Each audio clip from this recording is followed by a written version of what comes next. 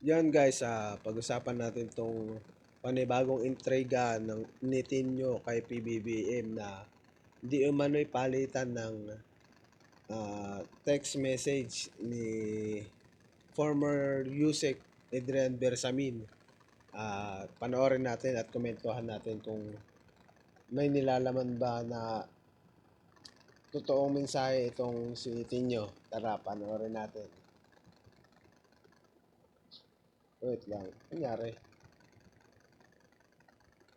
Ay, lumiit. Nalitan umano ng text message sina Pangulong Bongbong Marcos at dating Undersecretary Adrian Bersamin kaugnay sa kickback sa flood control. Ayon sa nagsiwalat nitong si Representative Antonio Tino na isa sa nag-endorso ng impeachment complaint laban kay Marcos, lumalabas na bagman ng Pangulo si Bersamin. Depensa naman ng palasyo, wala itong katotohanan. At nakatutok si Tina Pangiliban Perez.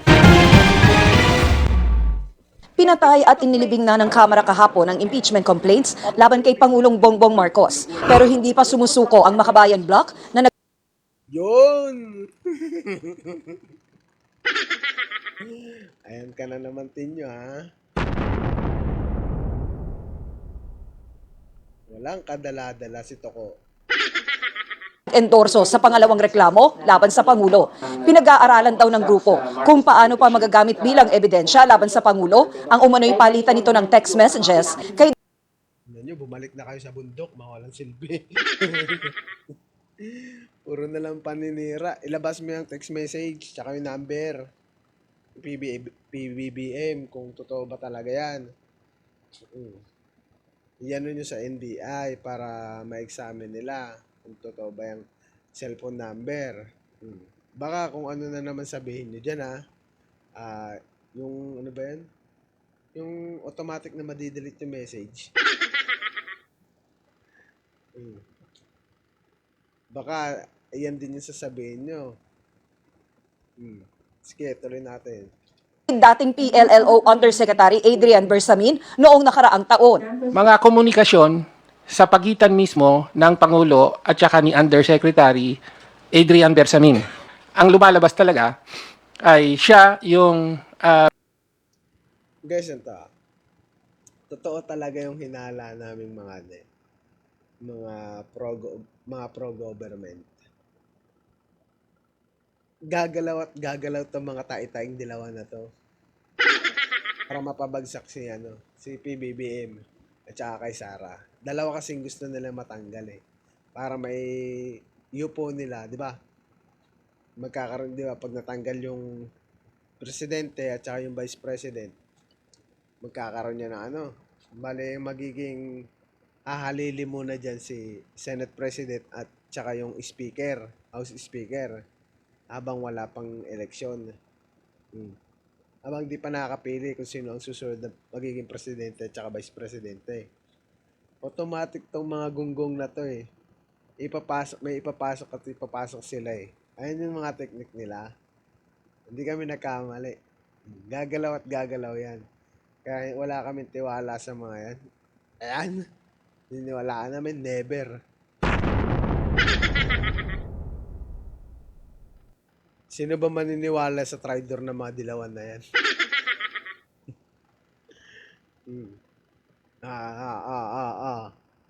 Tandaan mo yung kay Ninoy.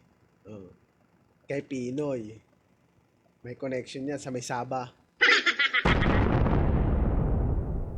Ha? Di ko alam kung itatopic ko na. Sige, next time na lang. Next time ko na lang itatopic. Balik tayo dito kay Tenyo.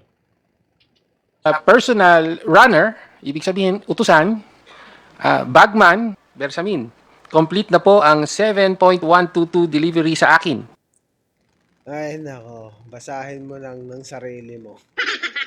Pakita mo yung text message. Tapos yung cellphone number, kukontakin dapat yan.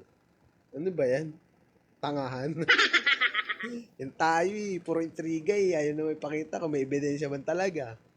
May ebidensya man kayo. Ayan, ganito, una. Puro sila intriga.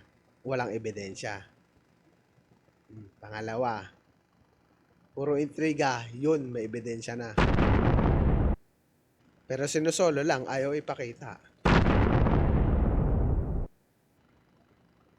Bakit? Anong dahilan? Bakit ayaw niyo ipakita? Hmm. Dapat kasi, nung nag-ain kayo ng impeachment, ipinakita mo yan. Sa mga nasa ano, yung sa Justice Committee. Dapat ipinakita nyo yan. Ngayon kayo magngangawa kung dismiss na yung ano, impeachment. Makyat na kayo ng bundok. Hmm. Ito yung mga binoto nyo. Tignan nyo. Anong ginagawa? Gusto nyo yan? Intriga, walang ebidensya. May ebidensya, hindi na pinapakita. Gusto nyo yan? Mga kabataan. Gen Z pa kayo nalalaman. Henerasyon ng mga iyakin. Gen Z din naman ako, pero di naman ako ganyan. Suportahan nyo kasi kung sino yung nakaupo. Itong makabayan na to, wala namang matinong politiko dyan eh. Anong gusto nyo mangyari? Gayahin nyo sila, maging alikabok lang din sa lansangan. Dagdag perwisyo sa daan. Traffic na nga, dadagdag pa nila.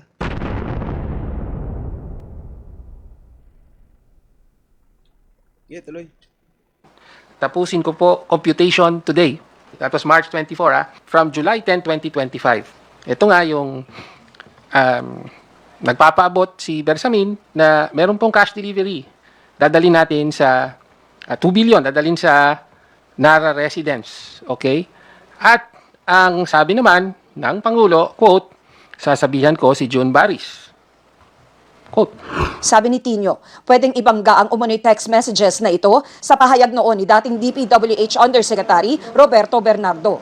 I-correlate natin ito dun sa salaysay naman ni Bernardo na in March, meron siyang kinomplete na mga deliveries, including one delivery of, is it around 2 billion, ganon, in an armored van. Diba? Nang tanungin kung sino ang nagpakita sa kanya ng messages, sabi ni Tino, Isa nga po si Congressman Liviste sa sources. Yes.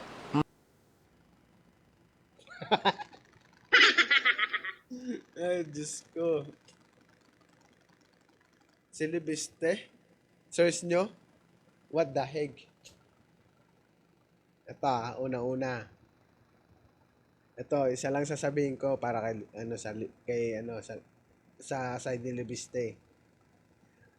Ano ang ginagawa ng AX sa DPWH? Tinyo, busisiin mo yun. Busisiin mo muna yun bago mo isiwalat yan. Kasi mapapahiya ka dyan eh. Anong ginagawa ng AX sa DPWH files? Anong kinalaman ng AX sa DPWH? Doon pa lang eh, manipulated documents na pinapakita niya eh. Tapos yan, maniniwala ka dyan. Abay, parang sinabi mo nang kumain kayo ng tae. Di ba kalaban nyo DDS? DDS si Libiste. Ngayon nakikipagsabuatan kayo, abay. Sanib sa mga bugok.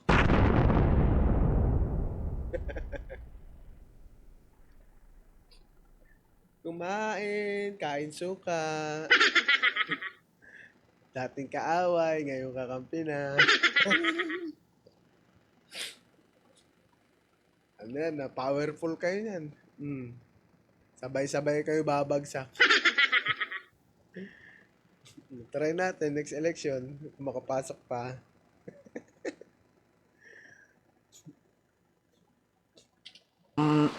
Ipapakita rin niyo po ba sa amin yung pong text messages? Ako? Apo. Well, it's better that, for example, Congressman Liviste be the one. Bakit ayaw mo ipakita? Dami mong palusutin nyo. Pakita mo. Dapat may pakita mo din yung cellphone number, ha? Cellphone number, may pakita mo dyan. Dahil kung hindi, Katakot-takot na balasubas ang aabutin mo sa mga PBBM vlogger.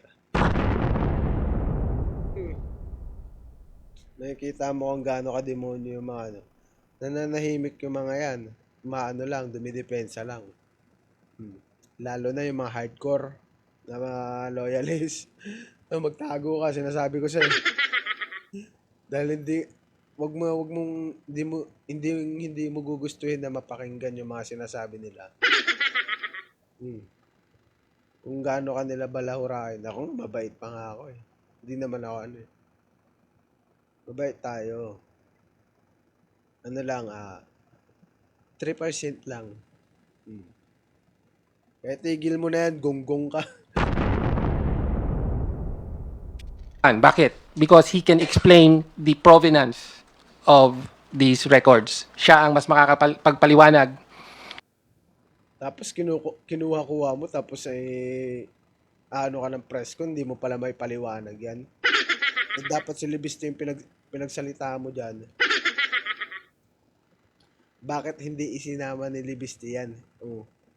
Sa paghain ng impeachment ni Ngisay. Si Jet Ngisay. Tsaka sa inyo na makabayan. At bakit hindi rin ibinigay ni Libiste yan kila defensor? Hindi sana mas challenging pa yung impeachment. Hindi impeachment nyo sana tai-tai yan. Yung third impeachment sana yung mas magandang panoorin. Excited pa naman kami sa impeachment nyo, babasura lang din pala. Paano kasi wala namang basihan. Puro heresy. Anong dokumento nyo dyan? Gawang Libiste. Tapos pinapangunahan niya pa yung Supreme Court. Yung Supreme Court, may decision na din sa yung pag-transfer ng PhilHealth Fund. Yung presidente ay hindi nag-commit ng grave abuse of discretion. Meron din decision kay Ralph Recto. Tapos ano pa pinuputak niyo dyan? Tulog niyo yan.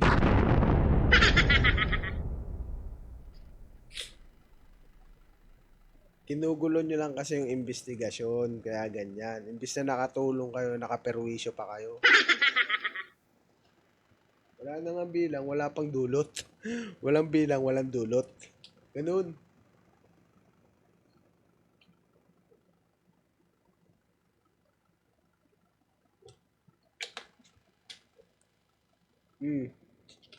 Kung paano napasakamay sa niya ang mga records na ito. Parang din nyo kilala si Libiste, magaling magmanipula yun. Estudyante ni Digong yun eh.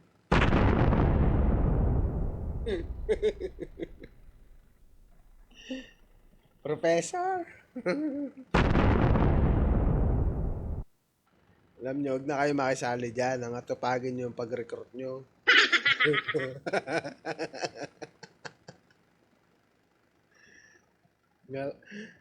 Ang ingay-ingay nyo. Tignan mo itong mga dilawan na to, no? Dati wala na to sila. Burado na dapat to sila eh.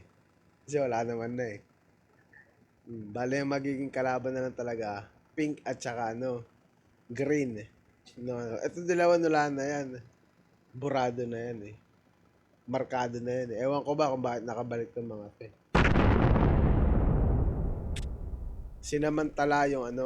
Sinamantala yung mainit na bangayan ng dalawang partido. Ganon. Tapos sila kagad bida-bida kagad sila. Isa lang naman, dalawa lang naman pinapaniwalaan ko dun sa dilawan eh. Dalawa lang, isa si Trillanes. Mas okay pa ako kay Trillanes kaysa sa mga kulangot. Mga tira-tira.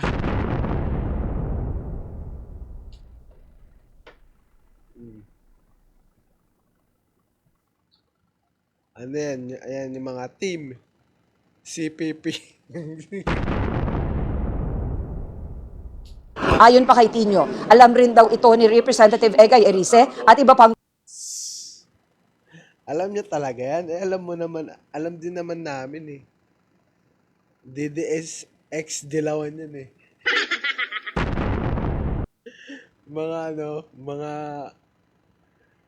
ito yung mga nasa house na may sinto-sinto eh. Ay nako, kalookan. Nangyari sa inyo.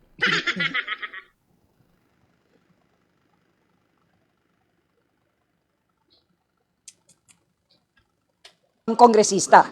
Sinisikap naming kumpirmahin ito kay Leviste. Pero ipinadala lang niya ang kanyang social media post na nagsasabing sa mga Yung sabi, sa mga nagtatanong kung totoo bang may hawak akong iba pang ebidensya kaya pinakausapan akong mag-abroad, maaari na lamang ninyong panoorin ang mga pahayag ni na Representative Antonio Tinio at Ege Erice. Hindi ako magbibigay ng bagong pahayag, maaari tignan na lamang itong nakaraang post ko. Huh? So, ibig sabihin, nasa abroad na to. How?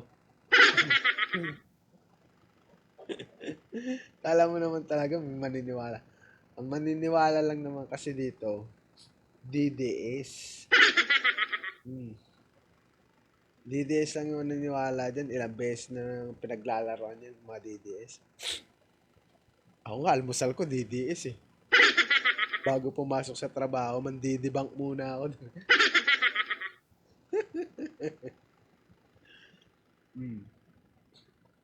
Ang dami nilang topic. Pagka nadidibang mo sila, sasabayan ka na nila magsalita. Ayan, ano na sila, mental gymnastic. Tapos pagka nasukol mo na, umurahin ka na, adik ka, bobo ka, ganun.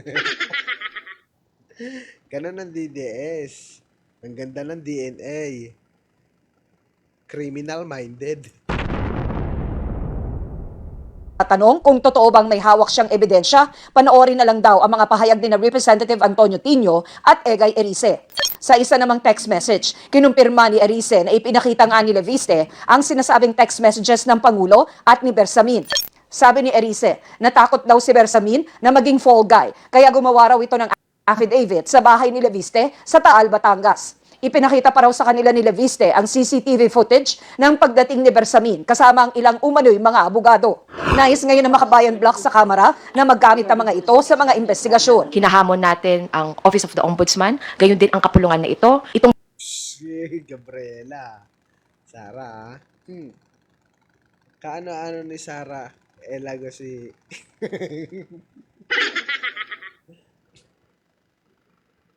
Bida-bida na naman si Elago. Dapat di nanalo to eh. Ay, grabe mga opposition ngayon. Ang lala. Ang lala ng saltik sa utak ng mga opposition.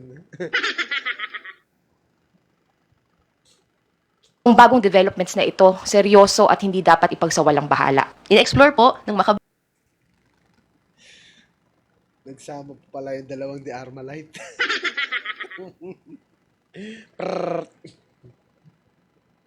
Mabuhay ang... So, patawaran nyo na sila. Bayan, pinag-aralan yung pag-file ng kaso laban sa mga opisyales na sangkot. Pero sabi ni Palace Press Officer Claire Castro, wala raw katotohanan ang mga ibinabato ngayon sa Pangulo. Hindi na raw bago ang mga intriga mula sa mga taong nais siyang patalsikin sa pwesto. Totoo naman yun, sinabi ni, bakit kami maniniwala? Hindi kami maniniwala dyan. Unless na may maipakita silang matibay na ebidensya. Meron silang matibay na ebidensya na nandoon nga na tumanggap nga si PBBM. Pakitaan nyo kami ng video niyan. Nahuli sa akto, yan. Si PBBM. Kung yan yung magiging basehan nyo, wala yan. Wala sustansya yan. Itulog nyo na lang yan. Mas magkamuta pa kayo. Sorry.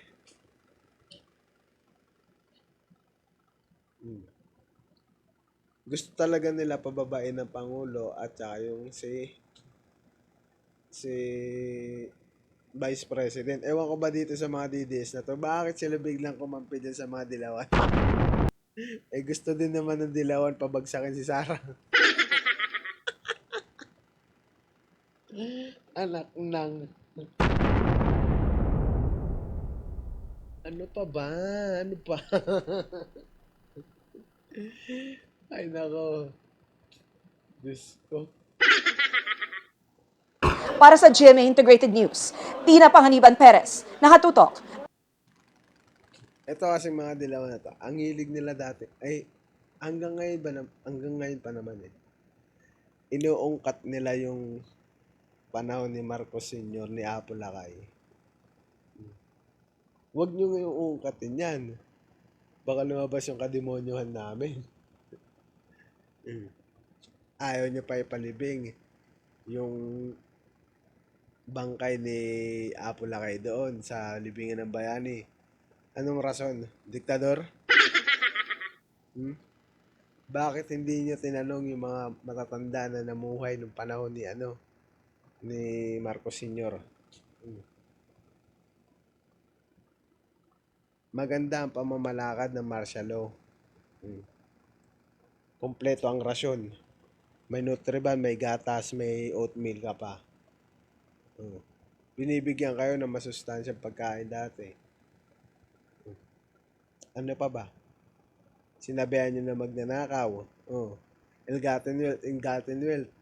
Yung daan na San Juanico Bridge, kailan pinatayo yan? Yung Heart Center of the Philippines, kailan pinatayo yan? NKTI, kailan pinatayo? Lung Center, kailan pinatayo?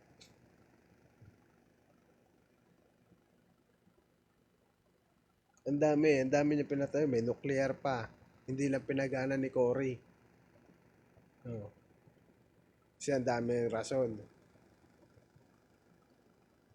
Madaming proyekto yung Marcos Sr. Tapos sasabihin nyo na ninakaw yung pondo ng bayan. Paano? Magkano yung kabuuan ng pondo ng nasa billion lang. I think 500 billion.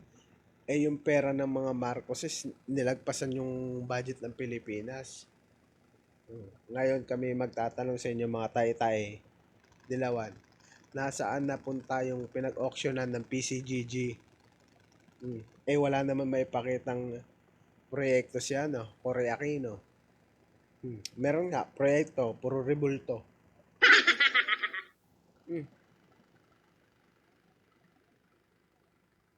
At saka paano umabot ng 203 billion yung nagmula ng 23 billion na estate tax ng pamilya Marcos. Naging 23 billion to 203. I think 203 or 23. Naging 203 or 23 billion. Paano ang naging computation nyo? Bakit pinagbabasura ng Supreme Court yung mga kaso ng Marcos? Tapos sasabihin nyo sa amin si Marcos Jr. ay convicted sa criminal liability. Sino nagsabi? Yung 1982 to 85 yata yun na yung ITR. May resibo kami niyan. Sunog na sunog yung mga dyan. At saka hindi naman yun criminal cases. Yung doon. Natin yung nagsabi niyan? Foreign anchor din yung nagsabi niyan. Hindi naman pwedeng kung yung kaso mo is sabihin mo lang nagnakaw ka ng theft. Hindi mo naman siya pwede i-convert sa criminal. Nagpatay ka ng tao, gano'n. Pero yung kasing ibinabato nila na criminal liability ni PBBM is in another way of criminal yon, hindi siya pumatay ng tao. Ganun yun. Basta yung sa Pag-usapan natin sa susunod yung about sa kay Ninoy Aquino na nag-tridor. Tapos si Pinoy. Konektado yan eh. Si Pinoy nag-tridor. Si Marcos may pinadalang mga sundalo ya. Oh, sundalo. I think yung mga ano yun eh. Mga Muslim na sundalo sa Sabah. Mga elite forces. Tapos si Binunyag. Ay, sa susunod na lang. Ano ba yan? Sunod na, ano natin, next vlog. So, ganito na lang puputulin. Maraming salamat. Subscribe na lang po sa ating YouTube channel at pa-follow na rin po ng ating Facebook page, Article PH. See you next vlog and goodbye.